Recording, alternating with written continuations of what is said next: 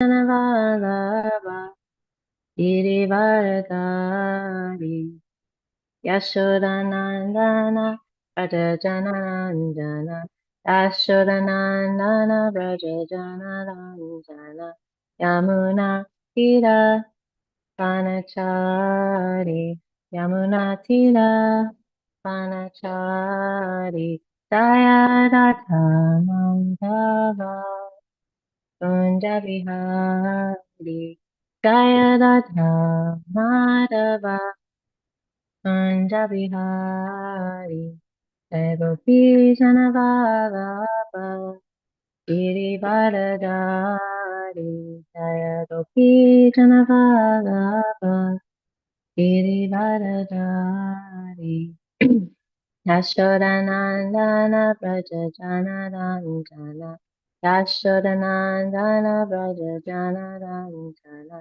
Yamuna Tira Vanachari Yamuna Tira Vanachari Hare Krishna Hare Krishna Krishna Krishna Hare Hare Hare Rama, Hare Rama, Rama Rama, Hare Hare, Hare Krishna, Hare Krishna, Krishna Krishna, Hare Hare, Hare Rama, Hare Rama, Rama Rama, Hare Hare.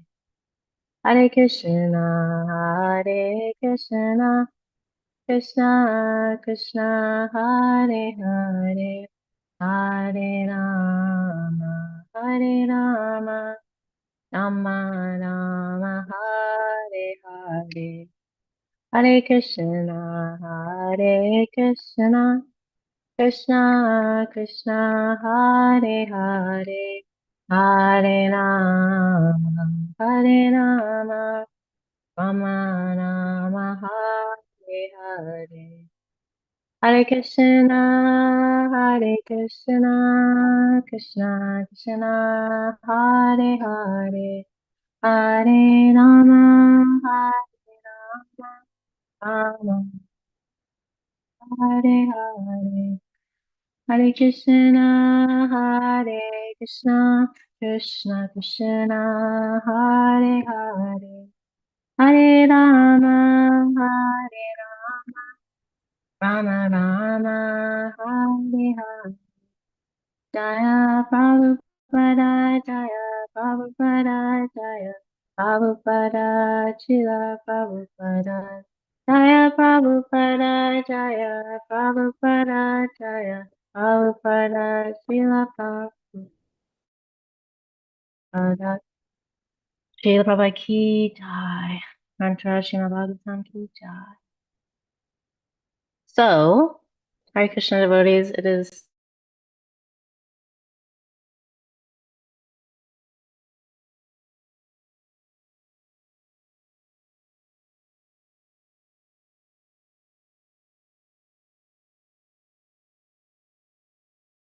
You are muted.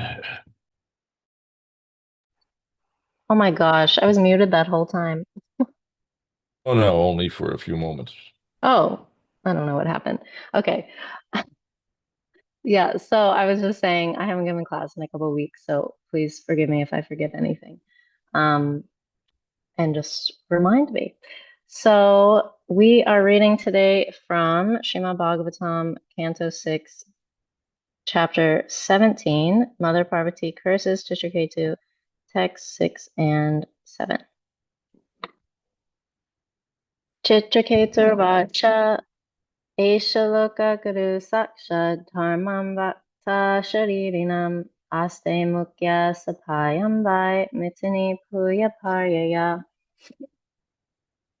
I'll read the translation of this one and then we can repeat the next one. Chitraketu said, Lord Shiva, the spiritual master of the general populace, is the best of all living entities who have accepted material bodies.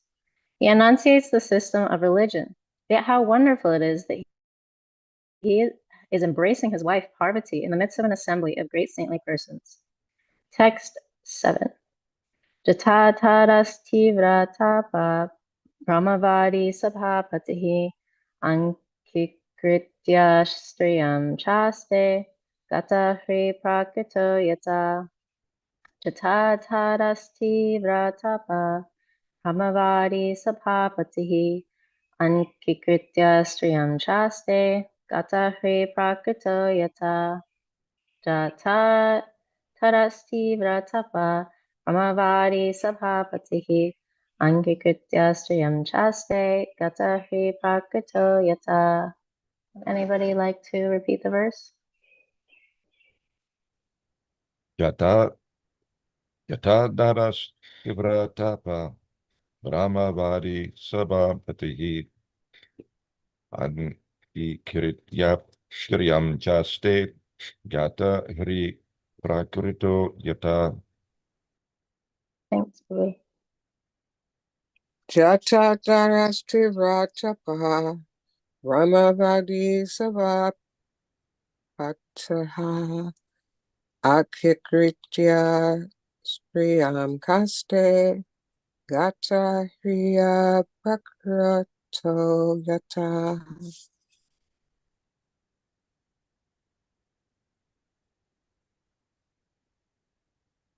Thank you. Just saying Agari Krishna is unmuted, so I'm waiting for if he's going to say it. Someone, anybody else?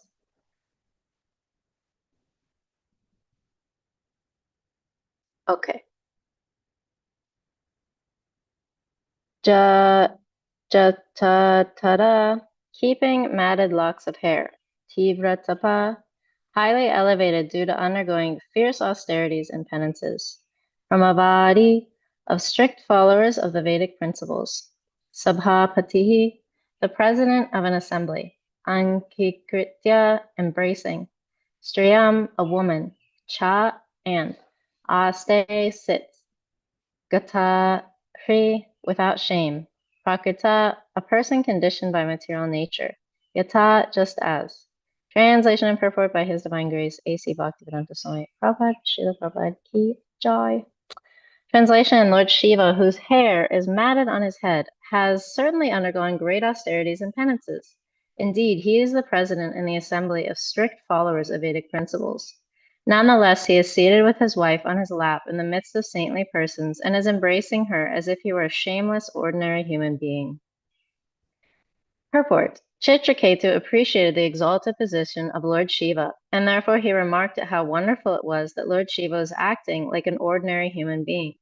He appreciated Lord Shiva's position, but when he saw Lord Shiva sitting in the midst of saintly persons and acting like a shameless, ordinary man, he was astonished. Srila Vishwanath Chakravarti Thakur remarks that although Chitraketu criticized Lord Shiva, he did not offend Lord Shiva like Daksha. Daksha considered Lord Shiva insignificant, but Chitraketu expressed his wonder at Lord Shiva's being situated in that way. Om Agyanatimanandasya Gananjana Shalakaya Chakshurunmilitam Yena Tasmai Shri Gurave Namaha. Jai Shri Krishna Chaitanya Prabhu Nityananda Shri Advaita Gadadhar Shivasari Gaura Bhakta Vrinda. Hare Krishna Krishna Krishna Hare Hare Hare Rama Rama Rama Hare Hare. So I'm seeking everyone's blessings that I can say something of value to at least one person on this call. And yeah, let's just have some fun reading and hearing about Srimad Bhagavatam. It's my favorite sense object of bhakti or sensory activity at bhakti Bhagavatam class. So I'm sure somebody's probably mentioned it so far in one of the classes because I haven't listened to every single one leading up to this verse in regards to this pastime of Chitraketu, Lord Shiva, and Parvati.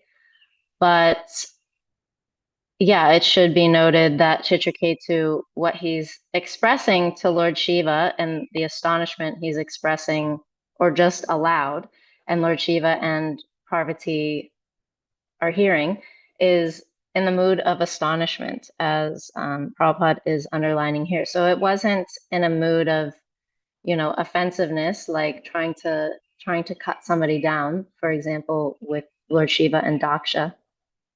But Chitraketu is saying all these glorifications of Lord Shiva because he's completely stunned that, and Parvati's sitting on his lap in the midst of the assembly.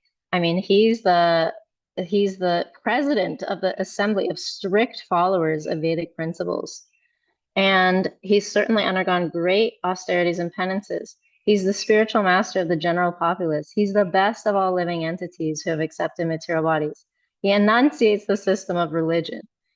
And so in these two verses, he's glorifying Lord Shiva in this way, and then he's saying, yet how wonderful it is that he's embracing his wife Parvati in the midst of an assembly of great saintly persons.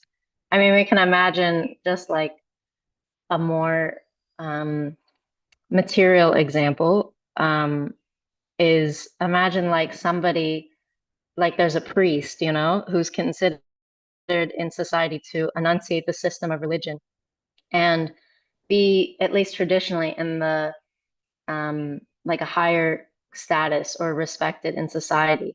And then imagine that you come into some assembly of great saintly persons, and the what are they called? The deacons and ministers and other pastors and priests, and he's got his wife on his lap. It would be pretty astonishing. And one could take the point of view that he just, one could offend him immediately without asking any questions and just say, what is this? He's such an exalted person, but he has his wife sitting right on his lap in the midst, not only, just the two of them, and you stumble on them somewhere, but in the midst of this assembly. But another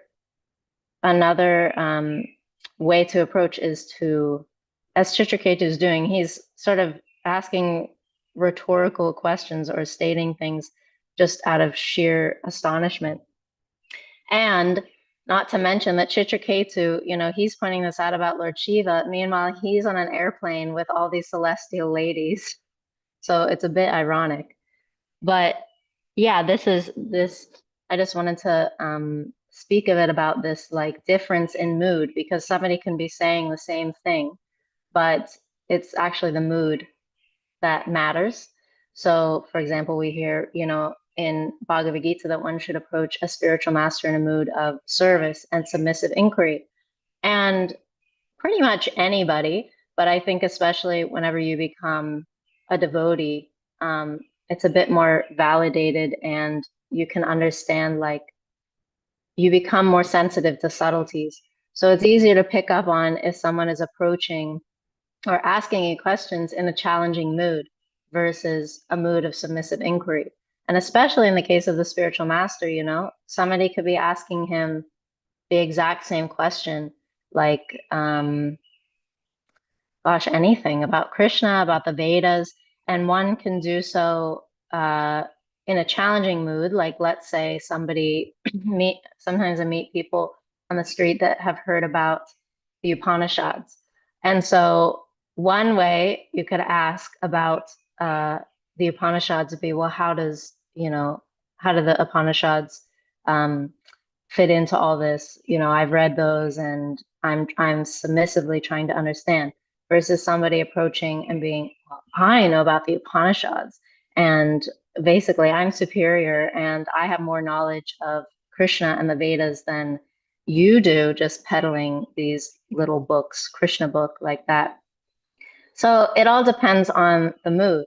And, Lord Shiva wasn't offended at all about what Chitraketu is asking. It was Parvati that took things the wrong way and got offended. So yeah, or another example is just in our daily dealings amongst friends, devotees, family. Somebody could ask you, you do things XYZ way, and somebody could ask genuinely, why do you do it like that? Why do you cut the vegetables like that? Or they're gonna ask you, why do you cut the vegetables like that? Why do you do it like that? And you can tell, it's the same words, but you can tell what their mood is. So Lord Shiva being such an exalted devotee, I mean, of course, Parvati is also an exalted devotee and one of the supremely chaste women. But just for the sake of the pastime, she took things in the wrong way and cursed Chitraketu, of course, inspired by Krishna, by the super soul in the heart. But Lord Shiva, being such an exalted devotee, he can detect the mood of Chitraketu, and he didn't take things. He didn't take things the wrong word. So yeah, even in our dealings, amongst each other with devotees, we just need to approach instead of it's actually a form of pride to just, jump to the conclusion that I know, and then I'll just take the higher ground. We should really approach in a mood of trying to understand the other person and genuine inquiry. And that's the same way we should approach Krishna too. So we can practice amongst each other, just putting pride aside and admitting maybe we don't know, being a little bit humble. Like there's this really nice quote that I always remember from His Holiness Devamrita Swami. I couldn't find it online, and I wrote it somewhere in my notes like ages ago in Mantra Lounge. But essentially, he is saying that humility means that there's so much going on beyond my perception, and even what I think is within my perception, I'm probably misunderstanding as well. So this is a form of humility that maybe we wouldn't often think of. We think of humility as trying to make, maybe stereotype, like trying to make oneself very small or meek. But I found this definition of humility very interesting, that we have to admit there's so much going on beyond my perception. And even what is within my perception, I probably misunderstand.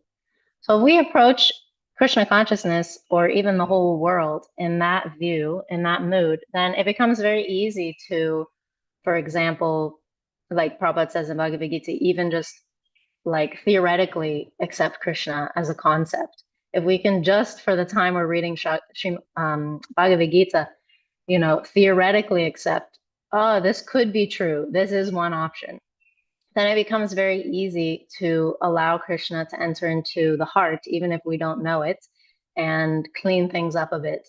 And so similarly, whenever we're reading Srimad Bhagavatam, if we approach in this humble mood that, there's so much going on that's beyond my perception, and even what's in my perception, I probably misunderstand, then the whole world of bhakti is at your disposal, so to speak, meaning that you can enter into it deeply, and Krishna can really clean up the heart, because, it doesn't become such a challenging thing to read about, the hellish planets and the other universes and Krishna's pastimes in Goloka Vrindavan.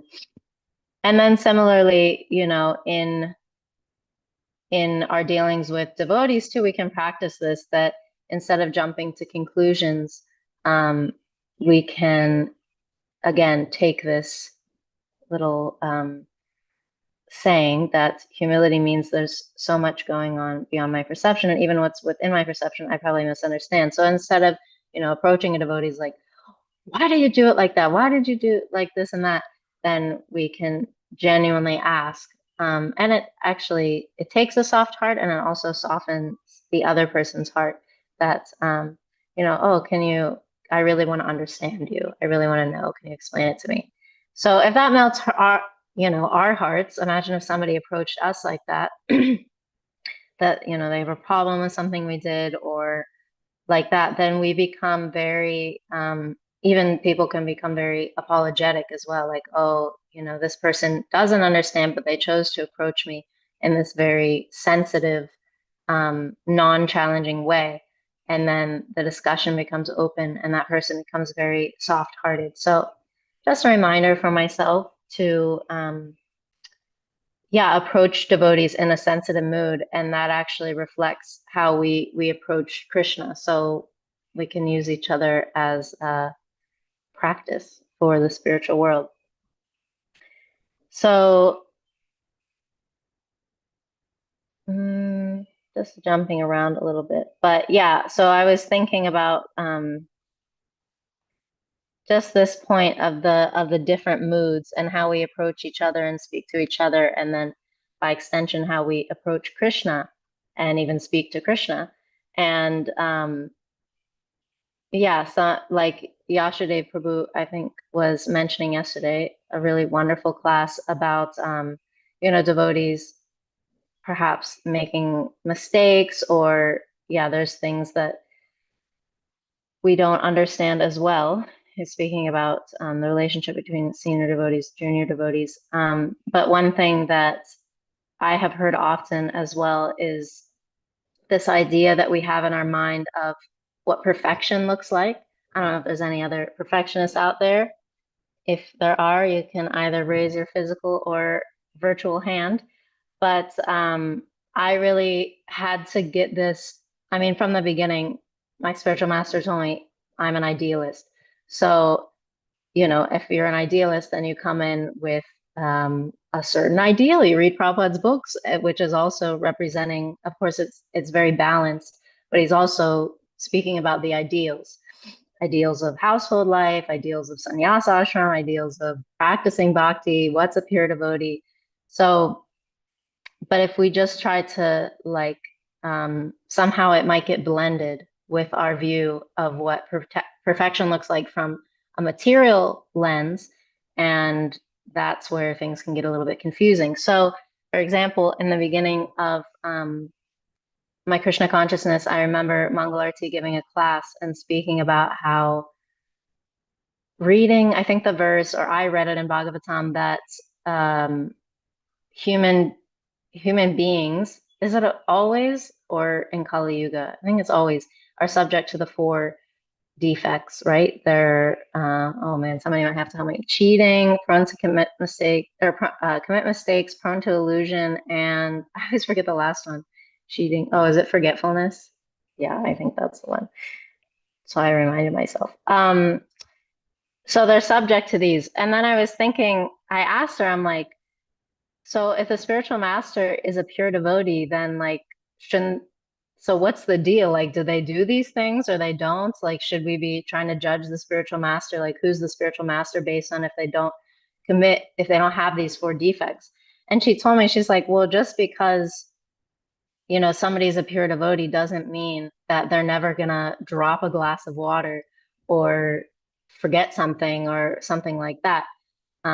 It's actually the super soul in the heart that is telling them what they need to know in order to help the disciple or whoever they're speaking to advance more in Krishna consciousness.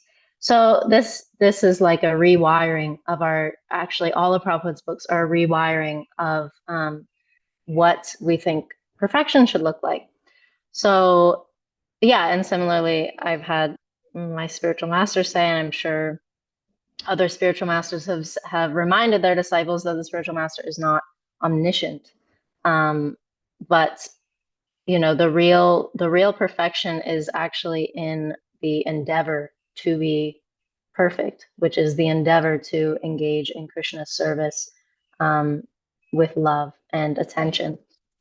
And I remember Mangalarti also used to quote frequently Prabhupada saying, I believe, and Targa Prabhu, or anybody can correct me if I'm wrong, but that some people were criticizing Prabhupada's disciples, basically pointing out the errors that they had made.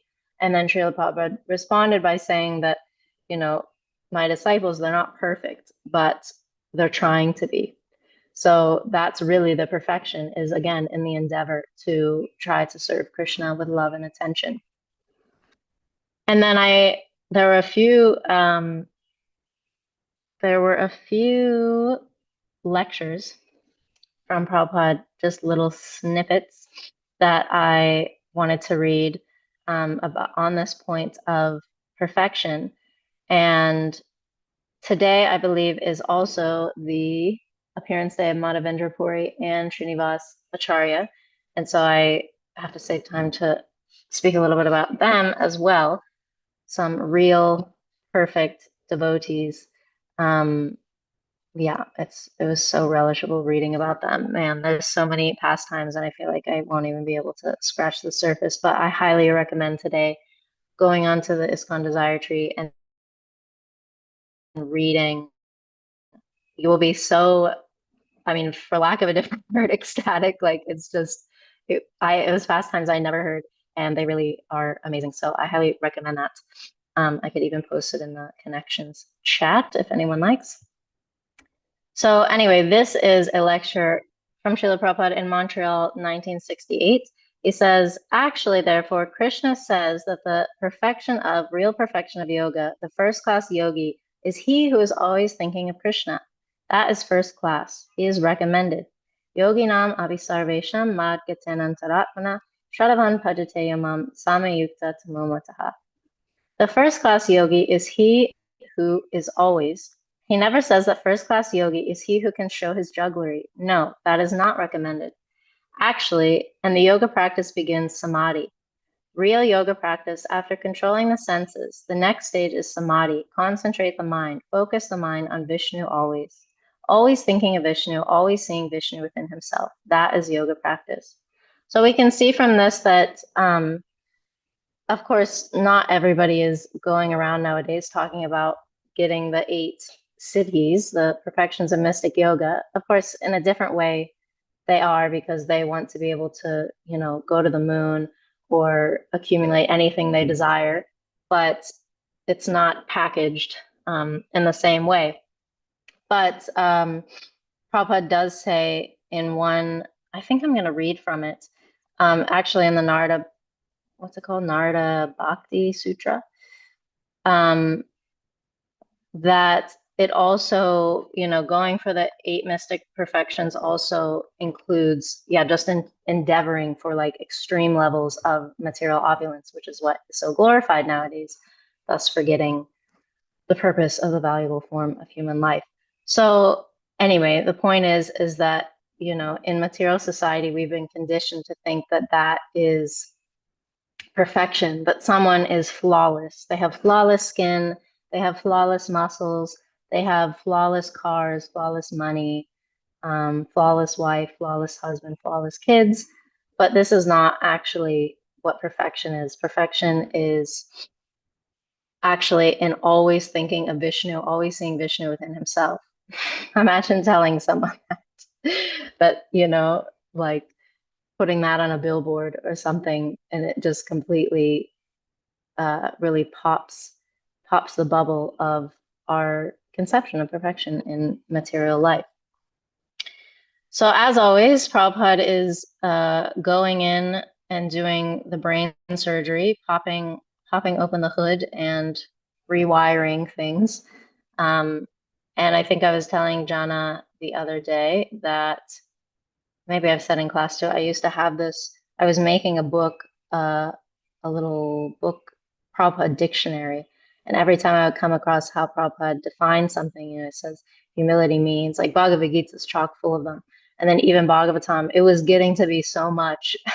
But I was making this Prabhupada dictionary, and it's crazy. Once you see how Prabhupada defines words, and then there'll even be like 3 definitions for the same word, and none of them come anywhere close to Merriam-Webster and how they define it in the dictionary.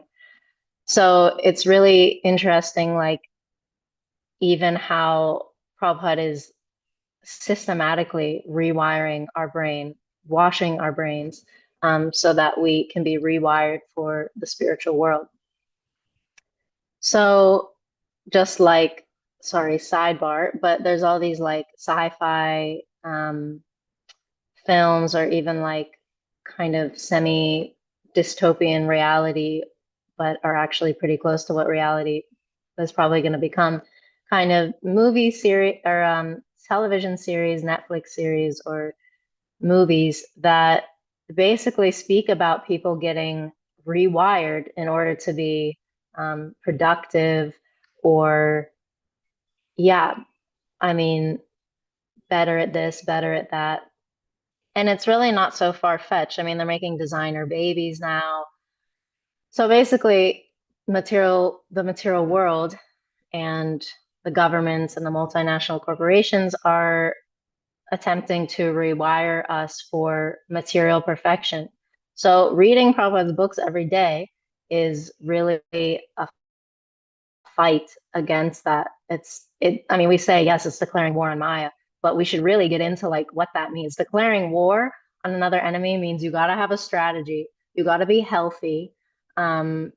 spiritually in this case. And I mean, it's good too if you're like physically healthy and mentally healthy. But yeah, it comes with a strategy. We just say, if we just throw on, oh, we're declaring war on Maya. It's true. We should know what's our artillery, and also that, soldiers require camaraderie. It's very, very important in keeping up morale. So we shouldn't think that with bhakti it's any different. It's a, in the material world, we're outnumbered. Of course, in the grand scheme of things, we're not, because the material world is only a fourth of the creation. But yeah, we should be very cognizant of this fact that we need to be trained up. Like ashram life is a great training. Getting to do full-time devotional service is a great training, so that then one can carry that out the rest of their life, that kind of discipline, to whatever degree you're able to apply it. And just the samskaras that living and getting trained in the ashram create is a really great benediction. But if one comes to bhakti later, or they don't get that kind of training, then Krishna, of course, is always there. So we have him on our team too. Anyway, I digress. Next quote is from a lecture in LA, 1969. Prabhupada says, so self-discipline and constantly endeavoring for perfection. This is the perfection. Always be situated in self-realized condition that I am not this body. This is perfection. Actually, it is. But due to my ignorance, I am identifying with this body. Therefore, I am not self-realized. So constantly endeavoring. This cannot be attained all of a sudden. One has to practice. It is a fact. But one has to realize this fact by endeavoring. That is Krishna consciousness practice. So he's saying right here, self-discipline and constantly endeavoring for perfection. This is the perfection. So yeah, we don't have to be down or think, oh, we're not perfect. I'll never be at that level. All the devotees are so much better. Of course, that is a nice, like, humble mood, as long as it inspires you to do more service instead of just give up. But actually, our endeavor for Krishna is our perfection. So I think that that's a very nice thing to keep in mind, because sometimes we can have, at least myself, can have an all or nothing kind of mentality.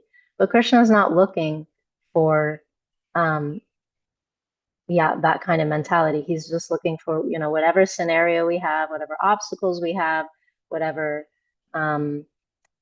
benefits we have, that we just use it all and figure out ways and means to come closer to Krishna, like an expert strategist, like a wartime. You got to think of a plan. How are you gonna, with what you've been given?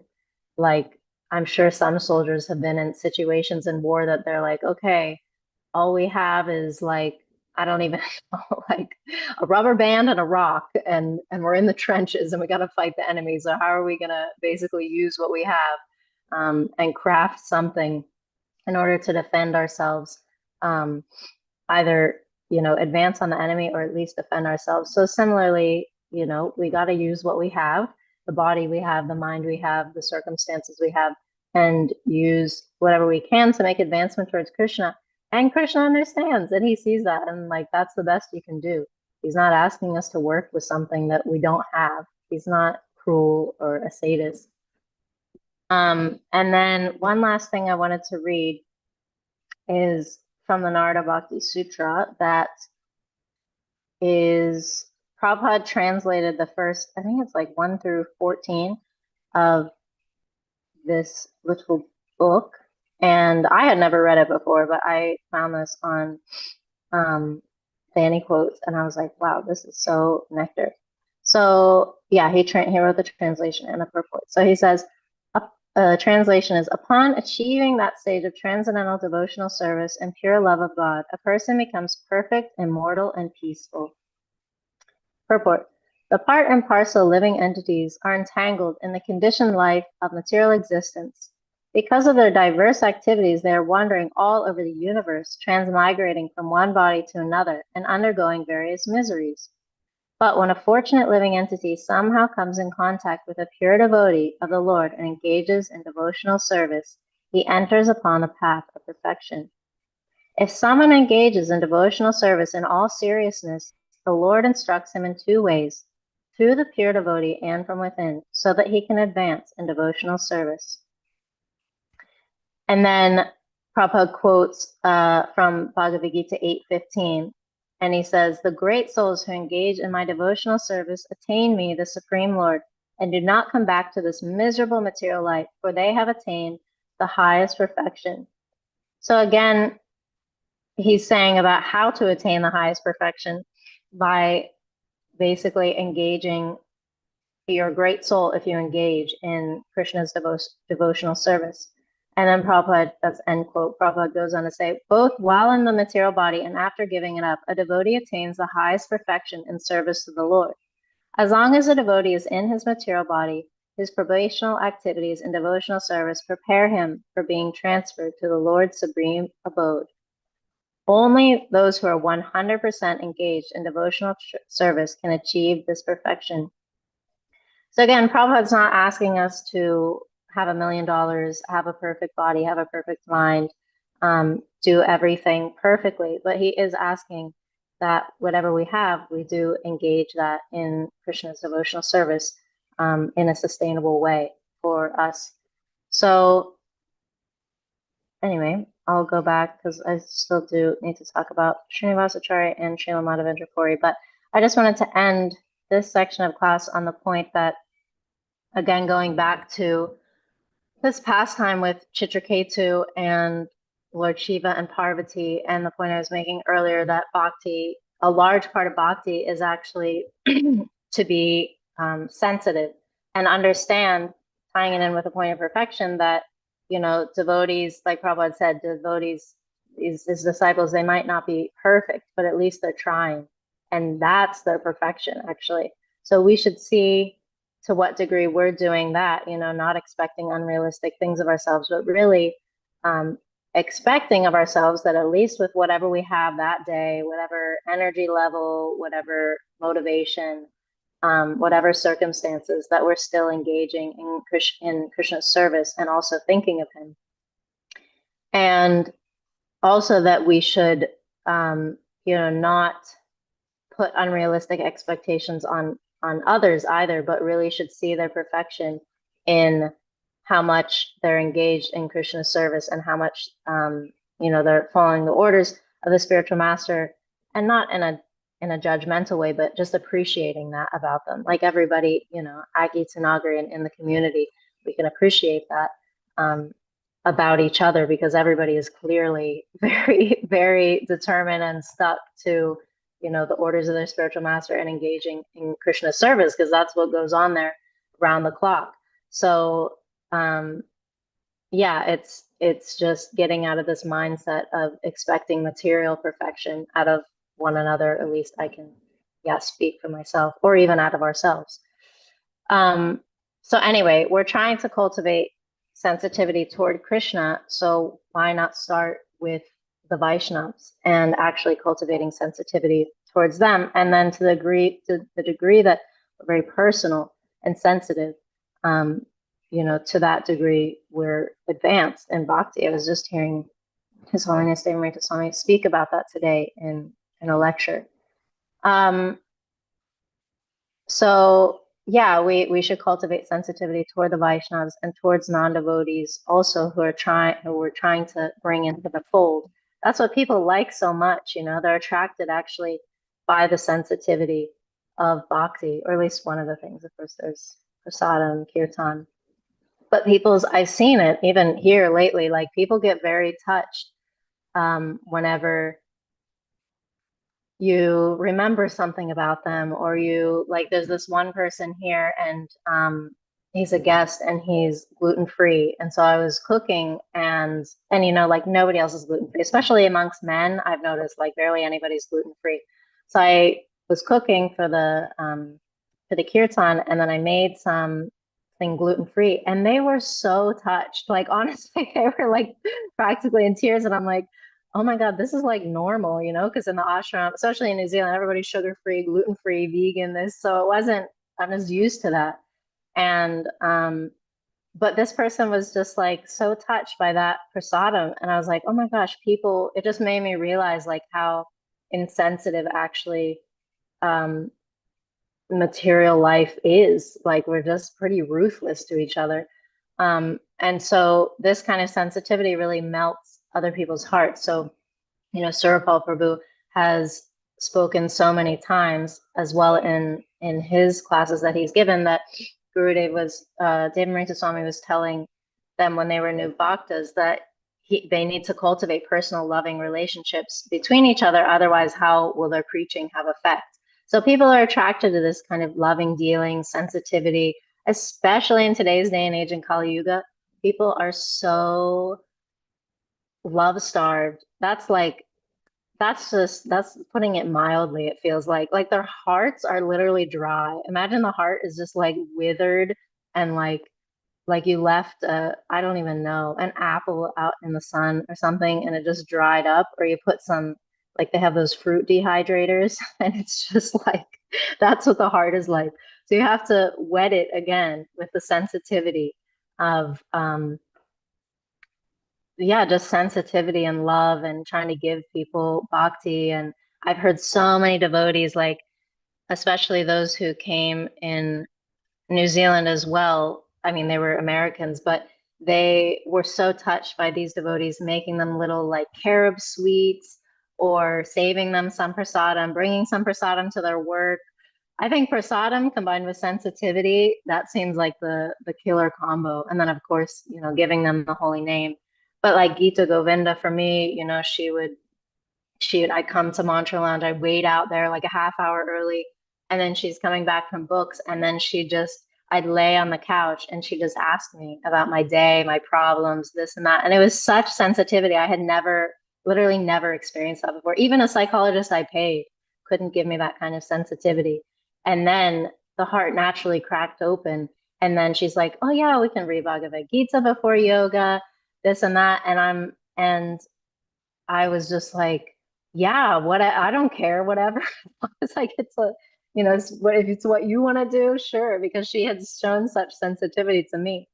So that's really what opens people's hearts. And I'm just praying to not forget that, not only with new people, but also in my dealings with devotees, because I've heard the saying frequently lately that, when people first come to bhakti, we fry them pakoras, and then later, when they're devotees, we fry them like pakoras. And yeah, I think sometimes maybe people can get a bit grumpy if they haven't been showing that sensitivity or haven't had that sensitivity given to them in a while.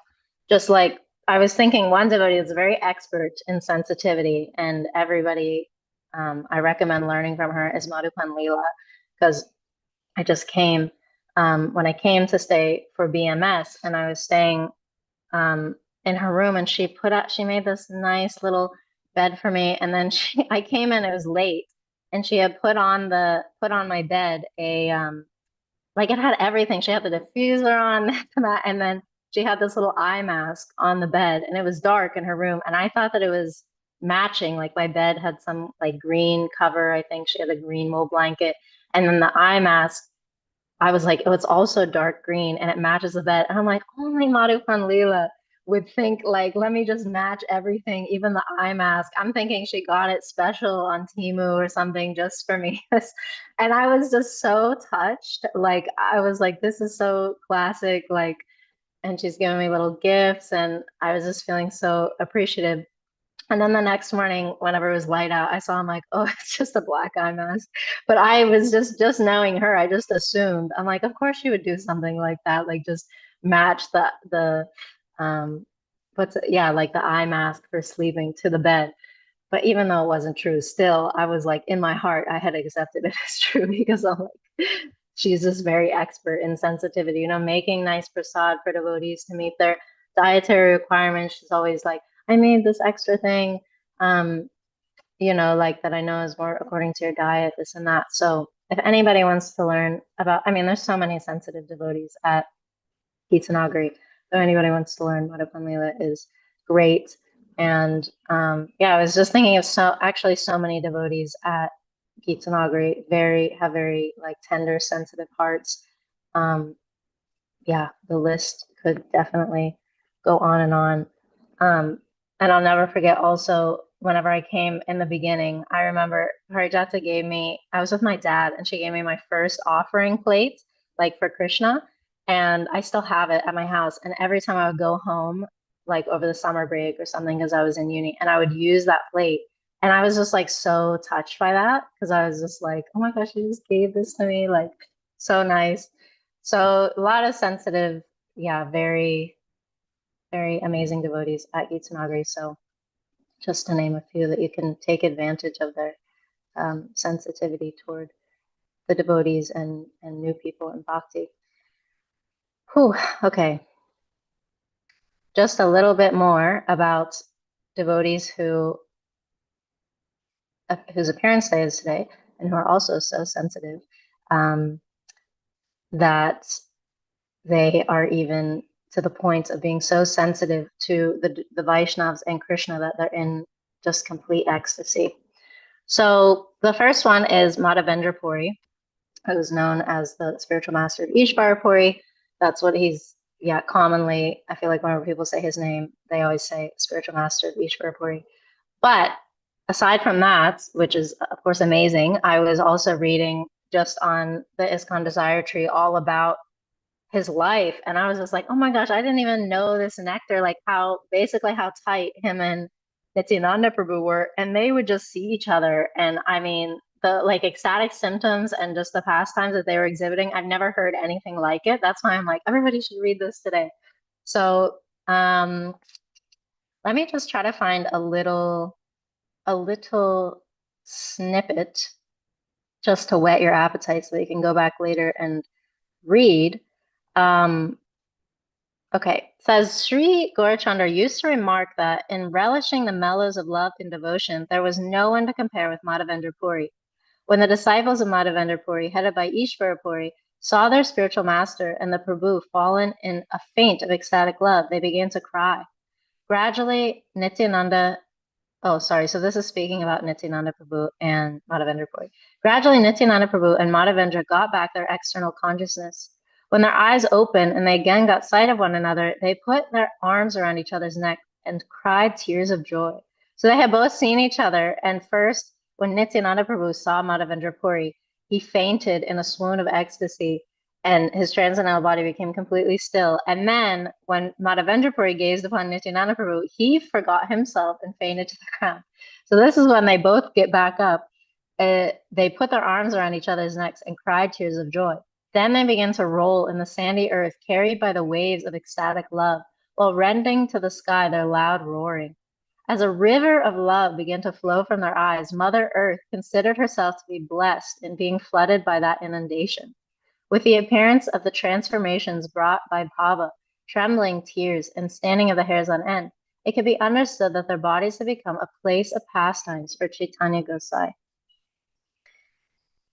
And then Nityananda exclaimed, "Today I have received the fruit of all my travels to the holy places. In seeing the feet of Madhavendra Puri, I have received the treasure of love of God, and thus my life has become blessed." This was so amazing. I just want to keep reading it, but I know we don't have much time. But this is the last part. It says, Madhavendra Puri continued to embrace Nityananda Prabhu tightly to his chest. He wanted to say something, but his voice was choked up due to experiencing intense emotions. Yeah, so it just basically just goes on like this for a whole page. So if you want something to uplift, you should definitely read this. And it just exemplifies, like, I mean, you can't get to that point unless you're sensitive to the Vaishnavas and then by extension to Krishna. Yeah, it's just so captivating. Like, how did they even attain this? I want to be like that, or at least like, you know, serve the servants of those who are like that. It's just really incredible. Anyway, sorry, I have to move on quickly from that. But also, I wanted to read a little bit about Srinivasacharya. And when I started reading about Srinivasacharya, it's basically, to give the general background, it's saying that he was one of the most important Vaishnava teachers in the generation immediately following Chaitanya Mahaprabhu. And he's known for being the disciple of Gopala Bhatt and Sri Jiva Goswami, because he wanted to he wanted to see Lord Chaitanya and also Sanatan Goswami and Rupa Goswami, I believe, but he didn't make it in time. It wasn't, just the timing wasn't right. So he's in the generation following them. But I wanted to read maybe like 2 minutes just about actually the birth of Srinivasacharya, and his father was a great devotee of Lord Chaitanya as well. And so he was praying for a son to be a great devotee of Lord Chaitanya, and Lord Chaitanya knew the desire in his father's heart and granted that benediction. I actually don't know if I'm going to have time to read this. It's a very long pastime, but essentially, I'll just try to summarize it. But basically, his father's name was Gangadhara, and he was a great devotee of Lord Chaitanya. And so he was always worshiping Lord Chaitanya, always telling others about the pastimes. And then he learned he couldn't tolerate the separation from Lord Chaitanya any longer. So he set out to Navadvip to see the Lord of his life, Lord Chaitanya. But then after seven miles in Katwa, he learned that Nimai of Nadia was going to be taking sannyas. And so he cried out, he said, "What?" He said, why must my Lord take the renounced order? This austerity is reserved for human beings like me, so we can overcome our attachments to this world. Certainly there is no need for Sri Nimai, the Supreme Personality of Godhead, to live the harsh life of an ascetic. But, he was reserved about it, but he was also excited. He wanted to go see Nimai, Lord Chaitanya. And so he approached where Nimai was taking sannyas, and he saw all the Lord's intimate associates. He saw Nityananda, Chandrasekhar Acharya, Mukundadat, and he saw Madhu Shila, who was the barber about to cut off Nimai's beautiful locks of hair. And so everybody's saying, "No, please stop. Why does he have to do this?" And they just could not conceive that the Lord was going to be taking the renounced order of life. And so even Madhu, the barber, who had the good fortune to touch Lord Chaitanya's head, he was only cutting the hair out of duty. He was just weeping and weeping. And so there was nothing they could do. And then Keshava Bharati, who was the sannyas guru, gave Nimai his new sannyas name, Sri Krishna Chaitanya, and everyone was just in shock. They said, "Beautiful Nimai is really taking sannyas." And their tears were just flowing and flowing, but the deed was done. And as soon as the barber cut the hair, Madhu the barber, he just fainted. And he just couldn't believe. He's like, "Why had I shaved the Lord's head?" And he said it was as if he had been controlled by the Lord's own hand to fulfill the Lord's desire. And so Gangadhara Bhattacharya, who's Srinivasacharya's father, was just saying, he couldn't stop saying, he said, "Chaitanya, Chaitanya, Chaitanya," the new name for Nimai. And he was repeating it again and again. And he returned to his village, and he was half mad in ecstasy, and he just kept saying, "Chaitanya, Chaitanya, Chaitanya." And then he infected his wife too, and then she became ecstatic, and they're both saying, "Chaitanya, Chaitanya, Chaitanya." And so then they spread the ecstasy to the whole town. And yeah, they just saw Gangadhar's absorption in Sri Chaitanya's name, and then they also became absorbed, and they started calling Gangadhara Chaitanya Das. So anyway, the story goes on, and basically Lord Chaitanya, they go to Jagannath Puri to get Lord Chaitanya's darshan, and Lord Chaitanya sets up a very nice place for them to stay. They say, "Go see Lord Jagannath," and they're praying to Lord Jagannath for a son who's a devotee of Lord Chaitanya. And Lord Chaitanya, being non-different from Lord Jagannath, then grants them, he's saying to himself, "I know all their desires. And Lord Jagannath and I are non-different." And so he grants their desires, and they have the son, Srinivasacharya. So anyway, I know that's not much about his life, but I thought that was so cool, just the whole backstory to his appearance. Anyway, sorry I only left 3 minutes, but we can go on beyond that if anybody would like. Does anybody have any comments or questions?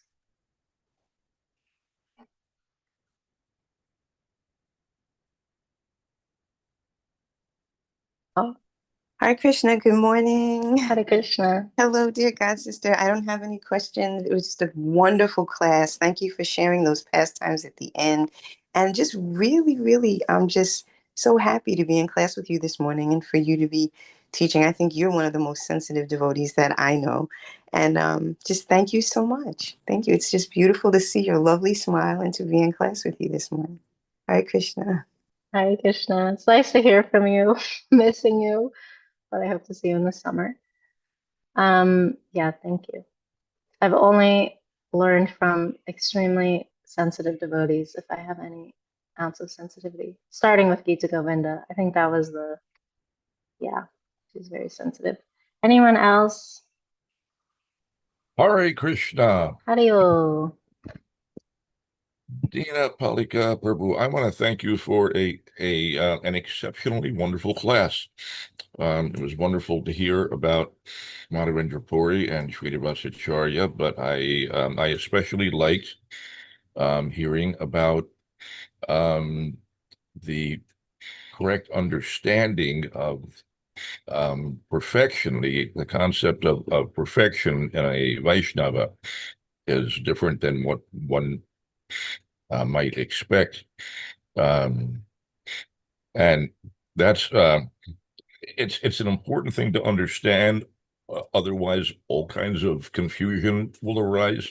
And it's actually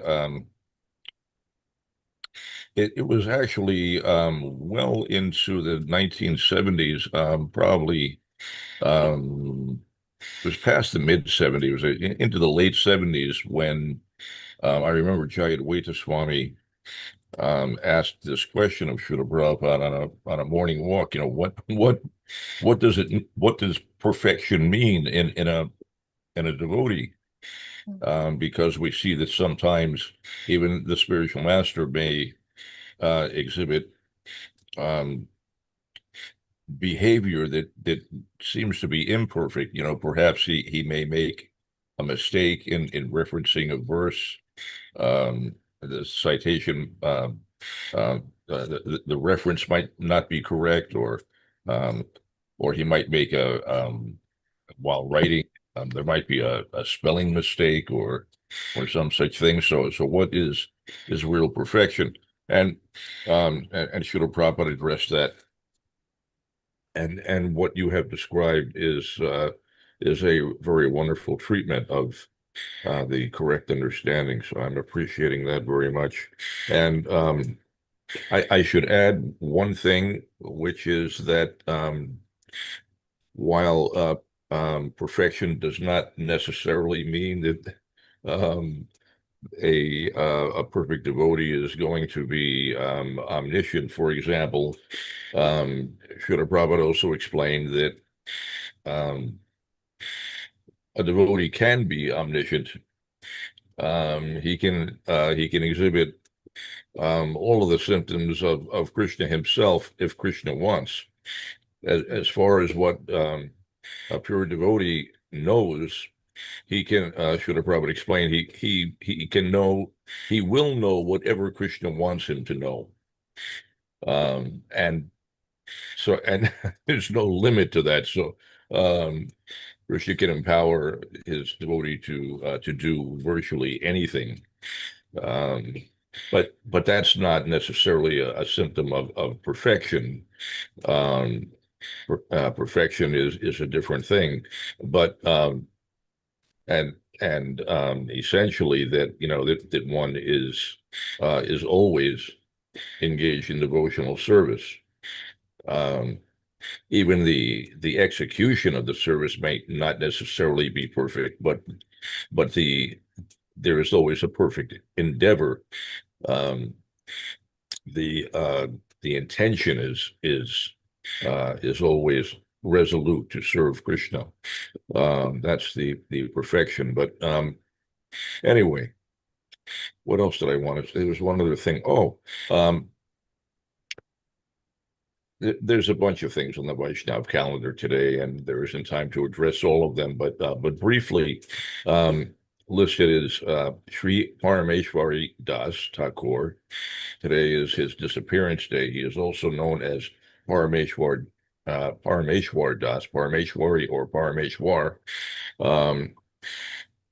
And there's a bunch written about him in Sri Chaitanya Charitamrita, but I remember early in my devotional life, I heard about Parameshwar Das, and I resolved to always remember his name because I read in the Adi Leela,